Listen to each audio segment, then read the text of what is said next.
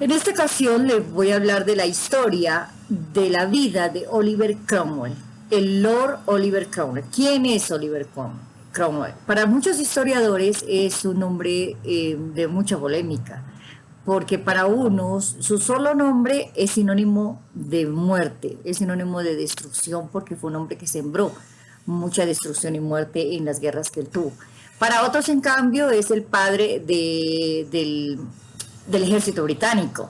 Para otros, en cambio, fue un hombre amateur excepcional, un hombre que para ellos era un estratega militar nato, tenía un don de liderazgo, entonces, y para otros incluso, lo veían simplemente como un hombre que mostraba cualidades de grandeza a su futuro, pero que su apariencia era más de un granjero que de un caballero. En este resumen de la vida de Oliver Cromwell veamos un poquito más quién fue él. Él nació el 25 de abril de 1599 en una población de Huntingdon, Inglaterra, Reino Unido, y murió el 3 de septiembre de 1658 en el Palacio de Windsor, Londres, por dos enfermedades. Él fue un hombre que abandonó sus estudios antes de graduarse. Él vivió en su ciudad natal hasta antes de salir a la guerra civil a la que se tuvo que enfrentar. A los 21 años se casó con Elizabeth Boucher el 22 de agosto de 1620 y fue considerado un fundamentalista puritano independentista. Él tenía 43 años cuando organizó una tropa de caballería parlamentaria para enfrentarse al rey, o sea, al monarca Carlos de Inglaterra en esa época, porque él no estaba de acuerdo con lo que él estaba haciendo.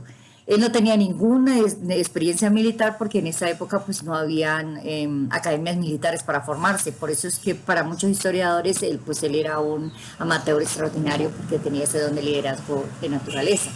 Ahora, él fue miembro del Parlamento de Inglaterra por su ciudad natal de Huntingdon en 1628 a 1629 y también fue miembro del Parlamento de Inglaterra por Cambridge en 1640 a 1649.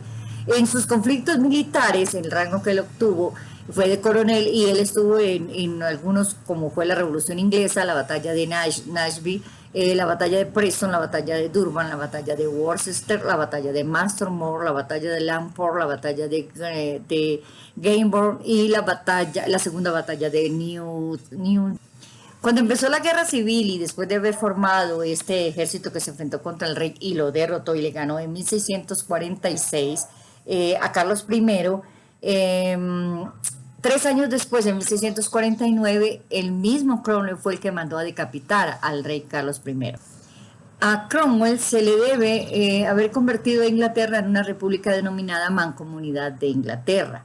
Él fue el que creó las primeras tropas militares bien organizadas, armadas y vestidas y con entrenamiento que son llamadas las casacas rojas.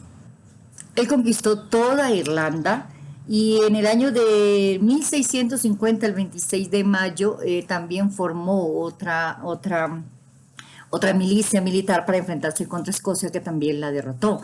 Para esa época, haber derrotado estos dos naciones, se creó algo llamado la Solución Cromwell, que fue donde él expropió tierras a todos los católicos, a más de 3.000 católicos irlandeses, para dárselas a los británicos. Tras esa gran conquista de los irlandeses y los escoceses, pues él volvió a la política en el año de 1653 y ahí disolvió el parlamento, que era llamado en ese momento la Rabadilla. También se proclamó en ese momento como el protector de Gran Bretaña.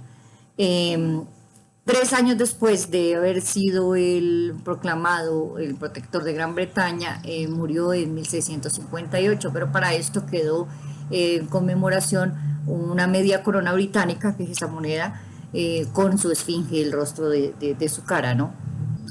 Después de su muerte se restableció la monarquía en Reino Unido, donde Carlos II fue coronado rey de Inglaterra, y también se hizo un juicio en contra, póstumo en contra de Oliver Cromwell, en el cual el veredicto fue exhumar su cadáver y decapitarlo, y pues fue dejado algunas de sus partes en exhibiciones.